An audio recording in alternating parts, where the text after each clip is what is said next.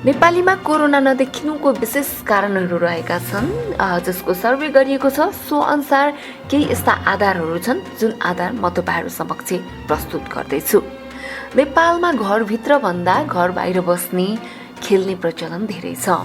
नेपालीहरू मौसम अनुसार जाडो, गर्मी तथा वर्षासँग साक्षात्कार भएका हुन्छन्। घरलाई हिटिङ र कुलिङ गर्ने प्रचलन छैन। जाडोमा काप्दै हिँड्ने, गर्मीमा पसिना बगाउँदै हिँड्ने तथा वर्षामा भिज्दै हिँड्ने, हुरी चल्दा पनि हुरीसँगै हिँड्ने, धुलो धुवालाई सहजै पचाउने लगायतको बानी छ। विदेशमा घाँस पलाउने बेलामा, फुल फुल्ने मौसममा तथा पानी पर्ने समयमा अधिकांश मान्छेलाई घाँस, फुल, मौसम आदिको एलर्जी हुन्छ। तर नेपालीलाई प्राय हुँदैन। हामीले ती एलर्जी बचाएका हुन्छौँ।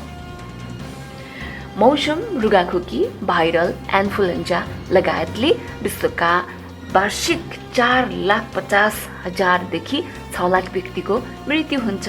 नेपालमा रुगाखोकीले खासै मृत्यु हुँदैन। रुगाखोकी लागेको बेला हामीहरूले आराम गर्ने चलन छैन, न त उपचार गर्ने। हामीले घरेलु उपचारको रूपमा ज्वानो, बेसार, अदुवा, मरिच, ल्वाङ, सुकमेल, कागती, पानी पकाएर खान्छौँ। कागतीको बोक्रा चपाउने गर्छौँ, बोक्रा चुस्छौँ। नेपालको कुल परिप्रेक्ष्य हेर्ने हो भने साबुन पानीले मिची हात धुने चलन छैन भन्दा हुन्छ। आधी गिलास पानीले हात भिजाएर खाना खाने प्रचलन अझै छ। यसको मतलब हामीहरूले कीटाणु पनि पचाएका हुन्छौँ। धामी, झाँक्री, जान्ने, लामा, गुरु आदिसँग फुकाउन जाने, खरानी पानी खाने, मन्त्र गरेको चामलको दाना खाने अनि अलि अथवा भएको छ भन्दै रोगलाई पिल्ने हाम्रो संस्कार छ। ज्वरो आयो भने चिराइतो, निम आदिको झोल खाने, तर औषधि नखाने हाम्रो बानी छ।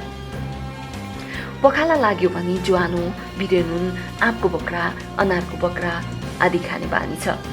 जुन सुकै रोग लागे पनि 2-4 गोली खाएर अलिकति लक्षण शान्त भएपछि औषधि नखाने हाम्रो बानी छ। जसले गर्दा औषधिको दुष्प्रभावबाट हामीहरू बचेका हुन्छौँ। यद्यपि यो हाम्रो प्र्याक्टिस होइन। सकी नसकी रोगसँग जुझ्ने हाम्रो बानी छ। फलफुल खाँदा आफूले लगाएको कपडामा पुछेर खाने अधिकांश ठाउँमा बानी छ। हामीले सरकारले निशुल्क लगाउने आवश्यक अनावश्यक खोप लगाएका छौँ। केही नभए पनि जुकाको औषधि, हात्तीपाइलेको औषधि बाढेको बेला खाएका छौँ। तराई क्षेत्रमा मलेरिया, कालाजार तथा सबै क्षेत्रमा डेङ्गुसँग वर्षेनी जुधेका छौँ। हामीले घरमा जे जस्तो छ ताजा खाना खान्छौँ। बिहान पकाउने सागसब्जी बिहान टिप्ने, बेलुका पकाउने सागसब्जी बेलुका टिप्ने हाम्रो बानी छ। बासी खाए रोग लाग्छ भनेर हामीले सिकाइरहेका हुन्छौँ। बाहिरको खाना खाने प्रचलन अत्यन्तै न्यून छ। हामीले शारीरिक परिश्रम धेरै गर्छौँ। उकालो ओह्रालो हिँड्ने हामीले शारीरिक परिश्रम अत्यन्तै धेरै गर्छौँ। उकालो ओह्रालो दिनभर हिँड्न सक्ने हाम्रो बानी छ। त्यो बानी नहुँदो हो त लकडाउनको बेला 8-10 दिन हिँडेर सोलुखुम्बुबाट बर्दिया पुग्ने आत्मबल र शक्ति कहाँबाट आउँदो हो। नचिनेको खाना तथा काँचो मासु खाने हाम्रो बानी छैन। त्यसैले नयाँ रोग लाग्ने जोखिम हुँदैन। हामीलाई बोइल गरेको खाना पटक्कै मन पर्दैन। तरकारी, दाल, मासु, झोल आदि पकाउँदा टक्क अमिलो, पिरो, चिल्लो, नुनिलो, परपराउँदो खालको खाना हामीलाई मनपर्छ। त्यसैले हामीले प्याज, लसुन, बेसार, जिरा, खुर्सानी, मरिच, टिमुर, ज्वानो, कागती, अमिलो, च्यापेको अचार, ताजा अचार, पुदिना, मरौटा आदि राखेको चटनी चाहिँ जिम्मुले जानेको दाल आदि के हो के ठाउँ अनुसार खाने गर्छौँ। हाम्रो परिवारको आधा जनशक्ति खाना पकाउने काममा निरन्तर लागेको हुन्छ। हामीले जति धेरै भेराइटिज सायद अरू कसैले खाँदैन होला। हामीले हावा, पानी, माटो, घाम, तातो, चिसोले उपचार गर्छौँ। धेरै जसो अनेक जडीबुटी चिनेका छौँ। सकभर आयुर्वेदिक औषधि सेवन गर्छौँ। सर्पले टोक्दा त झारले ठिक पार्छौँ भने अरू साना रोगको त कुरै के भयो र।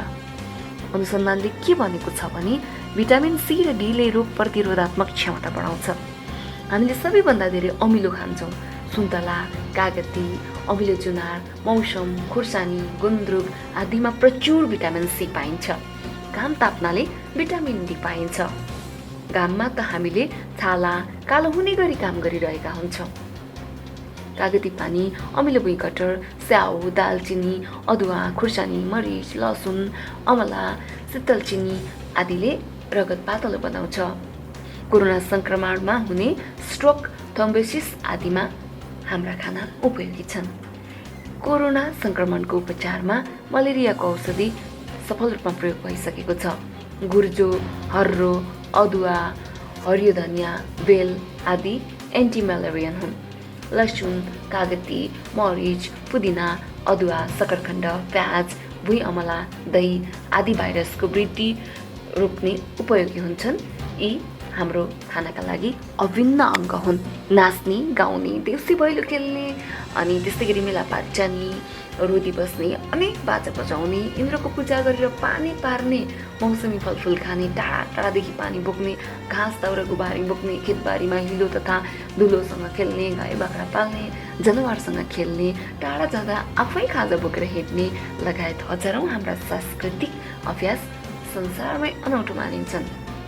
घाम ताप्ने, घाममा मालिस गर्ने, अदुवा र मरिच मिसाएको चिया खाने, प्राणायाम गर्ने, पुदिनाको अचार खाने, तुलसी प्रयोग गर्ने, पिपल तथा सल्लाहको हावा सेवन गर्ने, विदेशीको तुलनामा कम चुरोट खाने, उद्योगको प्रदूषण कम हुने, मोटोपन धेरै नहुने, उकालो ओह्रालो हिँड्ने, समयमा सुत्ने, ब्रह्ममुहूर्तमा उठ्ने आदि बानीले हाम्रो फोक्सो बलियो हुन्छ। कोरोना भाइरसले सुरुमा अट्र्याक्ट गर्ने फोक्सोलाई नै हो। यी र यस्तै धेरै आहार विहार अचार तथा व्यवहारको कारण नेपालीसँग इम्युनिटी पावर धेरै हुन्छ। यसमा शङ्का गर्नुपर्ने कुनै कारण छैन। कोरोना सङ्क्रमण फैलिएको खण्डमा नेपालीको मृत्यु एकदमै कम हुन्छ। हाम्रो जिनमै अलौकिक शक्ति छ। हाम्रो हरेक घर प्राकृतिक अस्पताल हुन्। हामीले तपाईँहरू समक्ष यो कोरोनाको बारेमा आएका सत्य तथ्य कुराहरू राख्यौँ। तपाईँ पनि आफ्नो जीवनलाई चाहिँ एकदम सहज बनाउन, इम्युनिटी पावर बढाउनका लागि यस्ता कुराहरू चाहिँ निरन्तर चाहिँ गर्दै जानुहोला भन्न चाहन्छौँ। धन्यवाद।